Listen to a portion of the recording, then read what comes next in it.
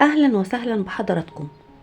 فولتير اسمه الحقيقي فرانسوا ماري أرويه، هو فيلسوف وشاعر وكاتب ومؤرخ وناقد فرنسي، يعد من أعظم الفلاسفة الفرنسيين في عصر التنوير.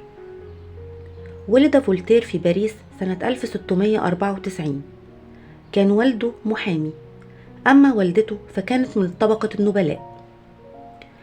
تلقى فولتير تعليمه في مدرسة لويس الكبير الثانوية، وأصبح متقن للغات الأوروبية الرئيسية إلى جانب اللغة اللاتينية واليونانية.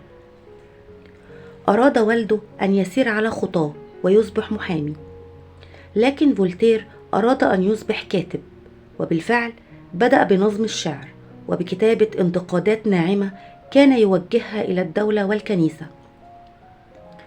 وفي سنة 1718 بدأ فرانسوا ماري أرويه باستخدام اسم فولتير لأول مرة كاسم مستعار يخفي وراءه هويته الحقيقية.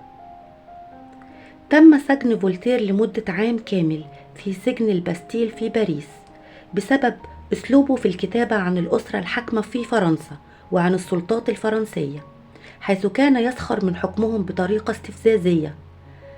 لم يشعر فولتير بالملل في السجن، لأنه وجد الهدوء اللي كان بيحتاجه لكتابة قصائده.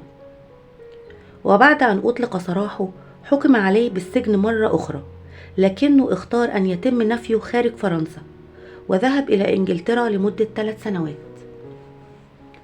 وبعد انتهاء مدة النفي وعودته لفرنسا، بدأ فولتير بكتابة أعمال يمدح فيها نظام الحكم في إنجلترا واحترام حرية التعبير السائدة هناك.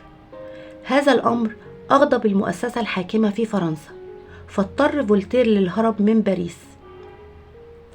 ساهم فولتير في نشر أفكار نيوتن في المجتمع الأوروبي من خلال الكتابة عن نظرياته العلمية، كما بدأ بشن هجوم على علاقة الدولة بالكنيسة، وكان يدعو إلى فصل الدولة عن الدين، مناديا بحرية المعتقدات والتسامح الديني.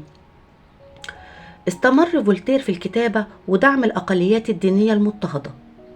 وفي عام 1778 عاد فولتير إلى باريس، وتم الترحيب به بحفاوة والاعتراف به رمز للمثل العليا التقدمية الممثلة لعصر التنوير.